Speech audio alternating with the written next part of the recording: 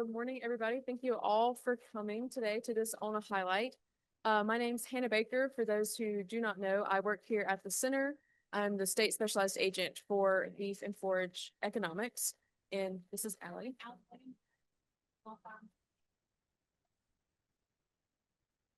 So we're going to kind of split this presentation up today. So like while I'm presenting, Allie's going to have a seat and then we'll swap so we're not both awkwardly standing up here. So with that, I'm going to go ahead and get started. So our whole presentation today is titled Calf Value and Management, What Florida Agents Learned Visiting Texas Feedlots. And I'm going to talk about the beginning of the presentation a little bit about this trip and the purpose behind it. And then the majority of the presentation will be about what we learned to bring back to our producers here in Florida. Okay. Okay, so we'll go ahead and get started. And I will say, so this is the group that went, primarily all agents, or they were all agents from the South Florida group. And then we have Dr. Peel here on the left from Oklahoma State University, who was a huge help in getting this trip put together and organizing it and opening some doors for us to visit. So I want to start this conversation off, or this presentation off, with talking just a little bit about setting the stage about calves after Florida. What happens to them after we wean them and put them on that truck? What happens after that? So as you all know, Florida is primarily a cow-calf state, and when we are weaning calves, they're typically weaned straight off the cow onto the truck, headed to wherever they're going, whether that's a feedlot, stocker operation, wherever they may be going. And a big reason that we wean straight off of the cow, there's not a whole lot of preconditioning, is it's just simply hard to do in Florida with our environment and weather and things such as that. And it's cheaper most of the time to ship the calves out west than to ship feed here to feed them. So that's primarily what we do here in Florida. Not a huge amount of retained ownership when we wean those calves and send them off, or a lot of custom feeding. We're usually just selling those wean pounds and that's it. That's the end of the story. So our focus here in Florida as a cow-calf state is selling as many pounds as possible at weaning.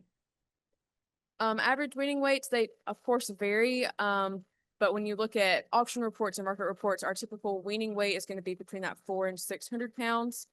And especially right now in this market, just a little tidbit of what's going on, there's really not a whole lot of incentive in this market to grow calves really heavy. I mean, feedlots are competing for those lighter weaned calves because they can feed them longer. So there's a lot of competition there, making those really lighter weight calves really valuable.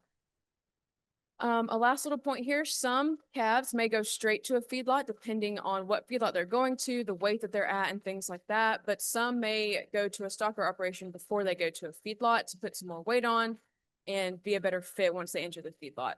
And then just some more little market tidbits about what's currently going on. Like I previously said, feedlots are buying up a lot of lightweight cattle because they need to keep their pens full to help with margins. And also corn is relatively cheap right now, so they're able to keep those lighter weight cattle longer to get them to that end weight that they need.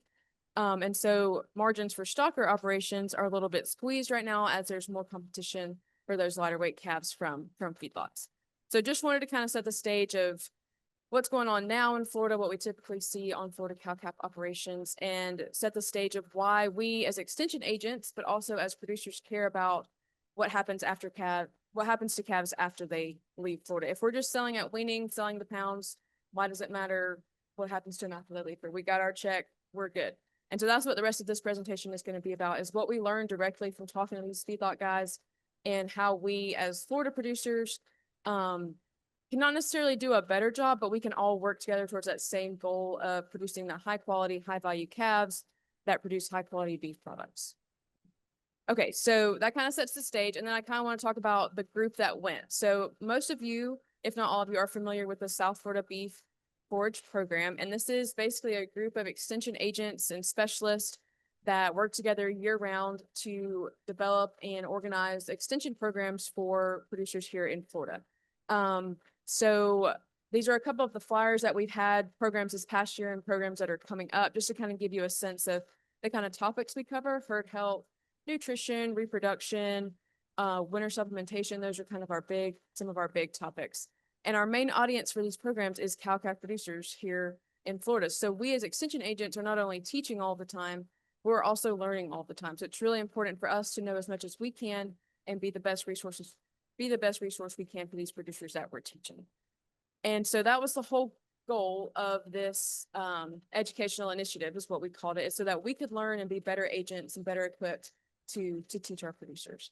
And from here on, I'm going to let Allie take over these next few slides.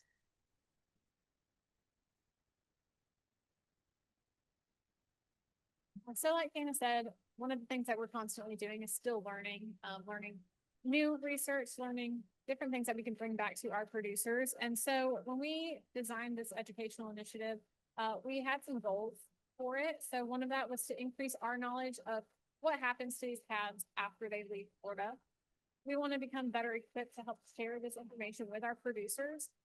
So ahead of time, we were even asking our producers, like, what would you want to know? Like, if you had the opportunity to speak with these feedlots, what is something that you were curious about? And we also asked other agents that weren't able to attend for their questions as well. That way we could bring back all this information to them. And then we also wanted to develop these relationships with the buyers of Florida cattle. So for them to understand that we are interested in selling high quality cattle, but also just get an understanding from them as the ones that are feeding them out.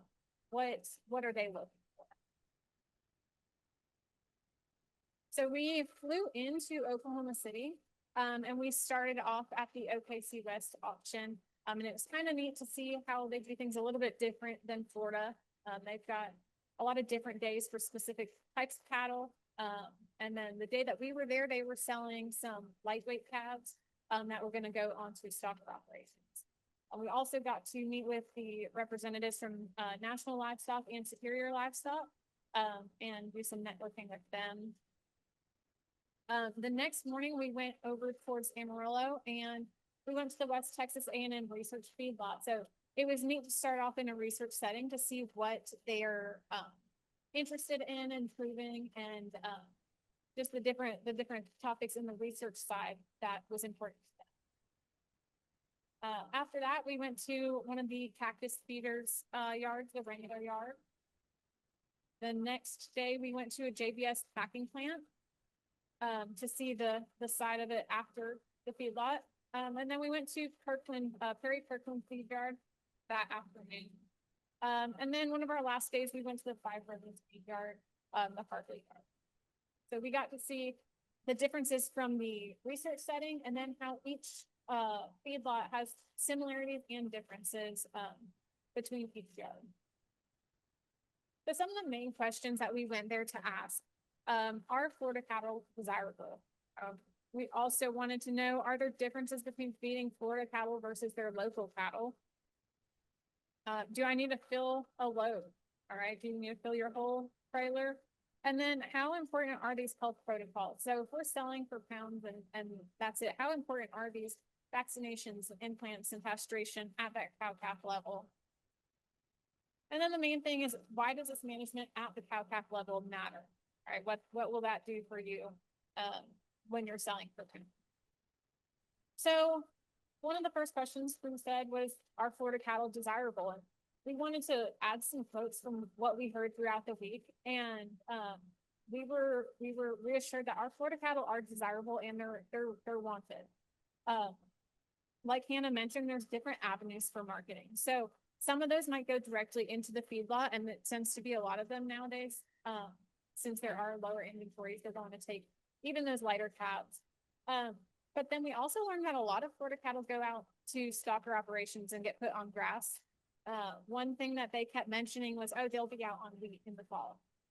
So that was a really interesting thing to hear, because a lot of us might just assume that they go directly to the feedlot. But since our cattle are generally grazing already, they do really well and perform really well on those wheat pastures. And then from there, they'll be moved over to the feedlot. So Florida cattle have done a really good job of improving genetics. And that was one thing that they mentioned. They said they're not getting these really scrubby type of cattle, I think is how they explained it. So we're investing in bull power that's going to improve our genetics. It's going to improve their gains and overall quality of these cattle. And so they were really happy with the improvements that's been made over the years with our cattle. And what they said was, if you're continually selling and sending over quality cattle, that's going to improve value and it's going to strengthen those relationships if they know that they're buying quality cattle. So one thing that this kind of told us was, if we can get an understanding of what their desires are in the feedlot setting, if there's things that we can do as cow-calf producers to add value to our cattle, this would be a really good marketing strategy. All right, to understand what they're looking for, and it could potentially either increase the value of your cattle or continue those good relationships with your feed yards. So the second question we went to ask was, are there differences between feeding local cattle versus our Florida cattle? And does it affect the demand if they're getting cattle from Florida? Would they prefer other locations? And one yard specifically said, if you can get them to me, I'll feed them. All right, so this was really good to hear. These feedlots have figured out how to feed Florida cattle. And the ones we went to took a lot of Florida cattle, and that's why we went to those specific ones. We wanted to see, you know, from their point of view, they feed other cattle as well, but from their point of view, what did they think of the Florida cattle? And they're able to figure out a good ration for them and a good system. Now, some of these calves might need to be babied a little bit. Some of them have never seen a waterer if they're always, you know, drinking out of ponds. Some need to get used to eating rations. So there was a couple of feed yards that said they'll put a roll of hay out there in the beginning to get them on something. And then their starter diet is obviously higher in forage than the finishing diet. One of the feed yards even said that he gives these cattle a little more space. So instead of filling full pins, he'll do a smaller pin, same size pin with less cattle. Give them a little more space to get adapted to the environment. But what we saw a lot of fat, happy cattle. A lot of them were just relaxed, very, you know, not stressed. They were very good at getting up to go to the feed bunk and all of that. So they do get acclimated, and they do get straightened out once they're there. And those feed yards do put that investment in them. They know that they're able to get them straightened out and on that feed. So that doesn't affect their demand. So Florida cattle, they talked about how the climate is different. So they're better off bringing cattle from the south up to that Texas panhandle rather than bringing the cattle from up north down. All right. So that it's the environment that they were in, it was less humid. The days we were there, it wasn't nearly as hot as Florida. And they're not dealing with as much insects and some other harsh environments. Right. So, it gave them the opportunity to thrive. All right. So they're in a little bit easier of an environment. And that was making it easier for them to adapt. Now they did say they would prefer to have the cattle preferably by October so that they have time to get acclimated to the cold weather. But they did say that bringing cattle in from the north down to the south was definitely harder on them with the heat and the changes in elevation. So one of these questions, there's a lot of smaller producers and they wonder, you know, do I need to fill a load to be able to send them out to the feedlot? And some of the answers we got was that some of these will feed as few as 20 head per producer, maybe 50. One of the producers said that their pen size is set for a load of calves. And so it's going to depend. So it depends on each feed yard, but what we got from this is it sounds like they want to work with. And it sounds like, you know, they prefer to group their customer cattle together, and this is mainly with retained ownership. But if you can get those cattle out there, they are going to work with you and try to find ways to get those cattle on feed and produce some good quality food. Some marketing strategies that you can use to maybe make your trailer load, maybe if it's not a whole trailer load, maybe you can work with your neighbors or somebody along the way to fill a full trailer. And if you can't do that, even just focusing on uniformity, making sure your calves are relatively the same weight. All right. One of the things that they mentioned was they did have some hens that were mixed heifers and steers, but that's not nearly as desirable. They prefer to have them separate. So if you can, you know, separate those, that is a bonus as well. But the main thing is the relatively same weights. That way they are if around the same time for finishing out. Some of these feedlots mentioned they have some financing options. This is mainly your retained ownership, which we don't do as much here. But the main thing is building those relationships, and that opens opportunities for both of those parties to benefit, so that these producers can still invest in their cow herd to have other cattle to send out that next year. And I'm going to pass it back to Hannah. Okay, thank you, Allie, for covering those first three questions. So those first three questions were some big ones we wanted answers to, and really those were more of we needed or wanted to get some just reassurance that there are multiple marketing avenues for smaller producers, that you don't necessarily have to fill a full load, but we still should adopt some marketing strategies that give that full load appearance, such as the uniformity in weight and size, keeping them, because it just makes it easier on the feedlot guys. Now, we're not trying to necessarily appease the feedlot guys, because we obviously want to make a profit ourselves as cow-calf producers, but marketing 101 for a business is knowing your target audience, knowing what your market desires so that you can meet that demand and meet that need. So those first three questions were really kind of all about reassurance and getting a better understanding of what these feedlot guys are looking for, so that we can all work together to accomplish that same goal. Okay, so this is kind of how we approached this section and wanted to break it up, really focusing specifically on vaccinations, castrating, and implants, because that's what we heard a lot from these feedlot guys. So the question or questions we get a lot as extension agents are, I know that my calves get vaccinated and implanted when they get off the truck, when they get there at the feedlot, so why am I going to spend the money to do it on the ranch? So like I said, we're going to break this up into these three different topics. And we really just kind of covered this in our discussion with the vaccinations.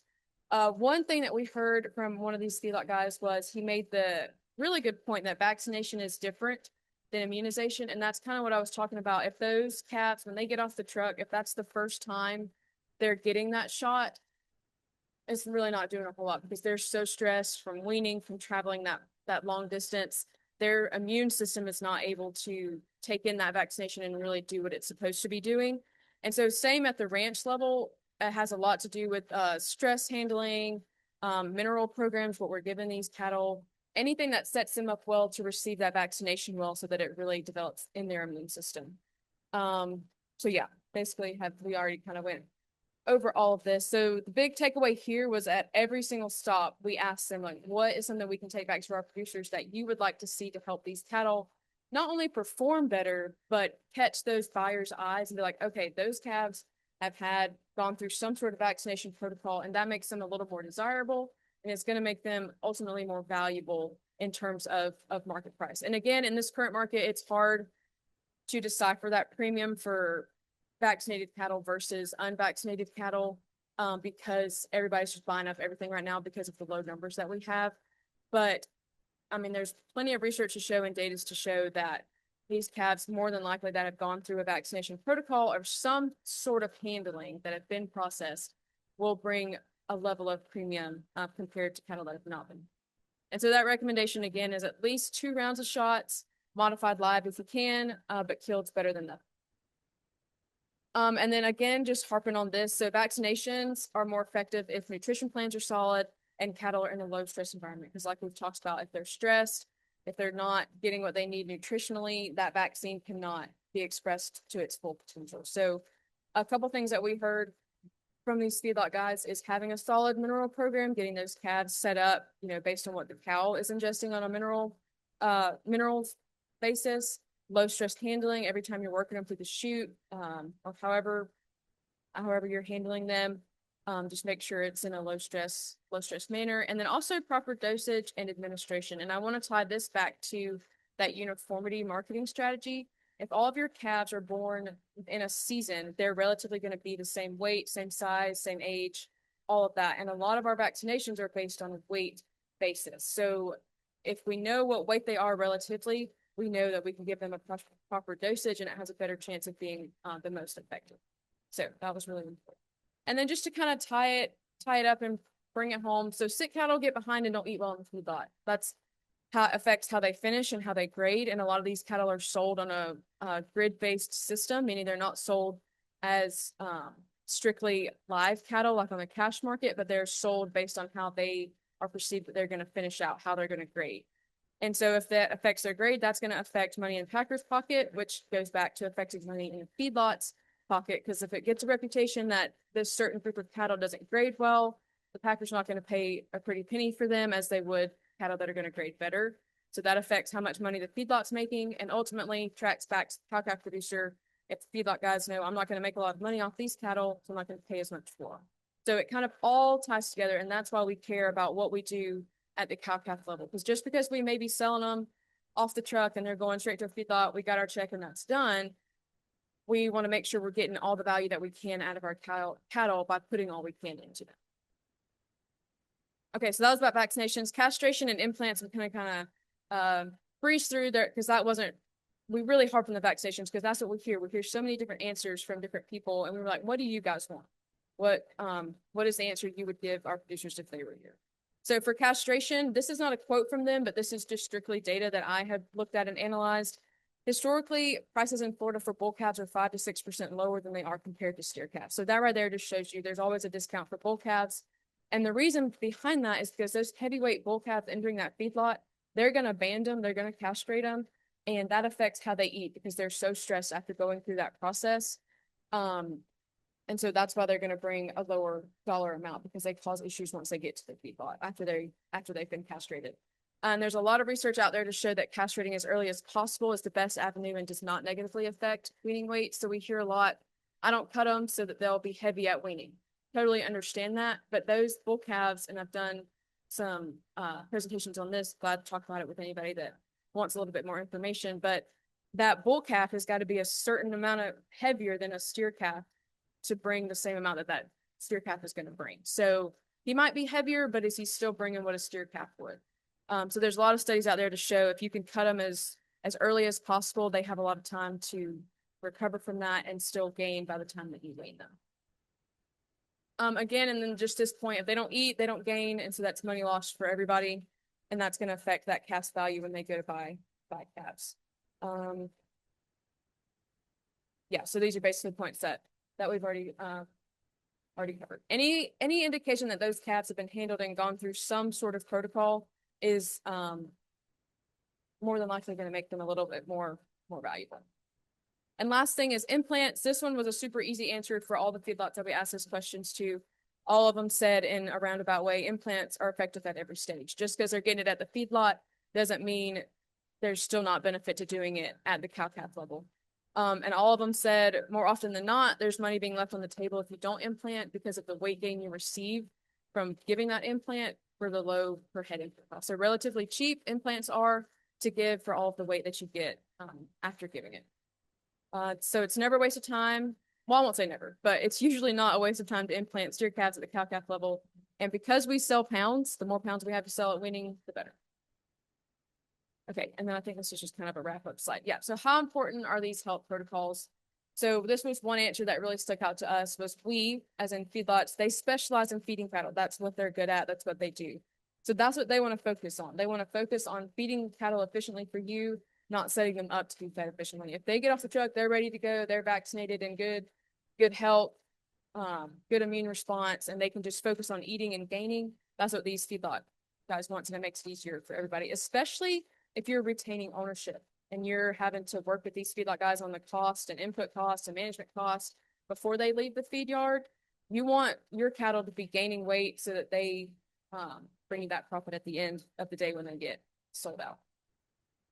And then Allie kind of touched on these, but some other just general management decisions that we talked about with these guys that you can implement were water troughs instead of using only ponds. If you can put a water trough out in your pasture instead of just having a pond, those calves get used to knowing they can get water from a water trough, not just a pond. And so when they get to the feed yard, they know automatically, okay, this is where I'm getting my water source. Because we've heard several of them say it takes a few days for those Florida cattle to figure out where the water is going to come from. One, I think even said they'll overflow the water troughs that those Florida cattle are in so that they see it and smell it and know where it's at. So that's just a little thing that you can do. Bunk feeding, and I talked about this at the beginning. Hard to do in Florida, the preconditioned cattle, just because the economics behind it, the climate, environment. But if those cattle can be acclimated to what a bunk is and how to eat out of that, that's always desirable. And then anything that we can do to lower the stress on these calves, through, whether it's through handling, what we're feeding them, and through vaccine administration, anything that helps get them set up so that they can just focus on eating when they get to it.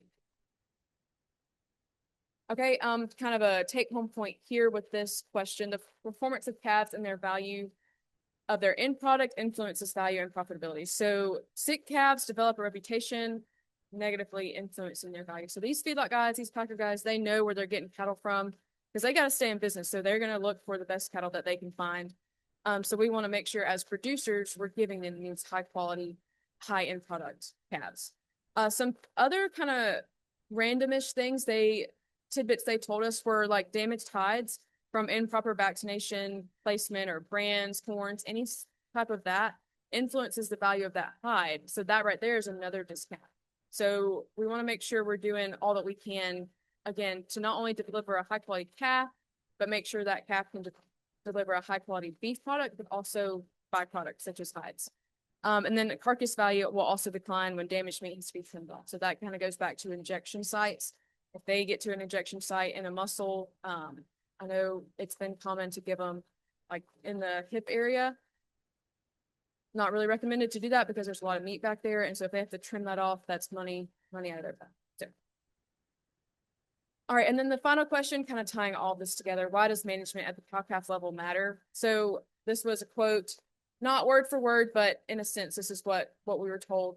While there may not always be a premium for better calves, however you want to define that, whether vaccinated, preconditioned, however you want to define it, there are often discounts for calves that have a reputation of getting sick, underperforming, and or not delivering high quality products. So like I said, these guys know where these cattle come from. They work really hard to make sure they can find good cattle that fit their environment to reach the goals of not only their operation, but also producer operations. So the reputation of our calves in Florida here matters. And like we talked about in the beginning, our calves are wanted and that they're valuable, but there are still obviously things that producers everywhere can keep doing to improve and adapt to make sure we're meeting that goal of delivering high quality beef to consumers. These were definitely two words that we heard throughout each stop that we went through throughout the whole week was reputation and relationships.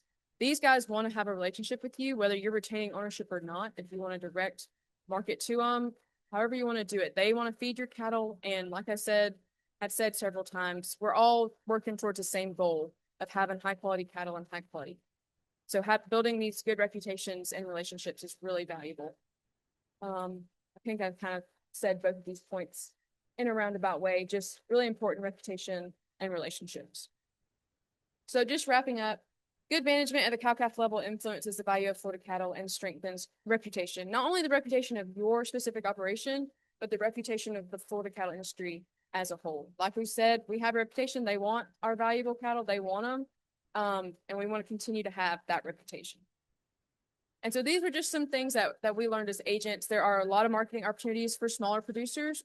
Like we talked about, some of them go to a stocker operation. So a producer may want to tailor his management practices to better fit that avenue. How health management is really important for performance, how feedlot just operate, what happens to these calves, just out of curiosity, and then price differences for high risk calves. Future plans, but this is really exciting, and I really hope there's no reason for it not to happen, but we're going to kind of work on this early next year. We'd like to organize this tour again and open it up to producers to basically do almost all the same stops, but let producers do it and then really start building that relationship we've talked so much about, cutting out kind of the extension middleman and letting these guys hear it straight from these feedlot guys. And the ultimate goal of this was to just help Florida cattle producers recognize what makes their cattle more desirable to buyers and use that knowledge to capture more value at the cow-calf level. So, if you want to read this instead of listening to me and Allie go on and on, we wrote a blog that basically summarizes this presentation if you would like to refer back to it or just give it a read. And with that, if anybody has any questions, we can answer them now. Thank you all very much for sticking with us.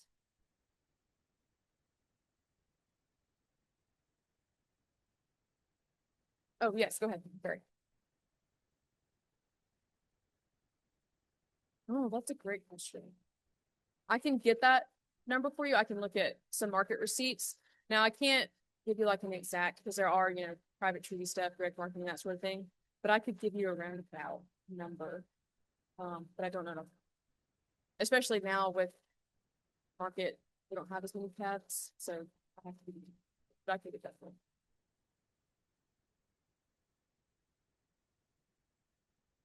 I know we didn't talk a lot about the JBS packing plant we visited, but we did visit that, and it was kind of hard in that setting to ask questions because when we're walking through the plant, we like have earphones in or earbuds, and we can't say anything because it's so loud and so there's a lot going on.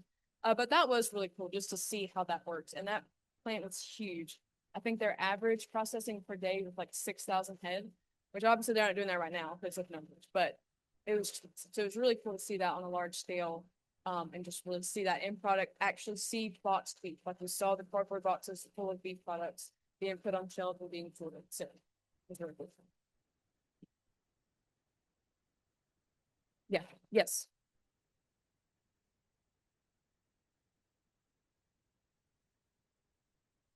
Yep, they talked about that too. Basically all of them were like, yeah, we were. They're like, do it.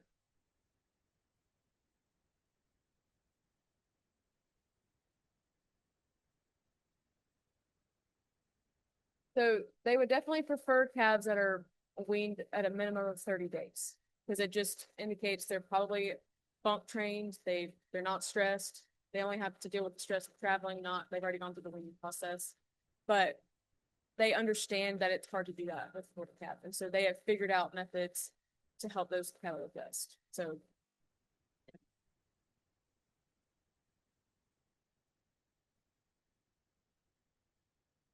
and that goes back to like just having that relationship, especially if you are going to retain ownership, you can talk with those managers and be like, hey, this is what I can do. What does this mean on your end? How can we work together? So I just thought that was really cool. Every feedlot we went to, they were all like, we want to feed your cattle and let your guys know they can call us anytime. So I thought that was Thank y'all. Thank y'all again.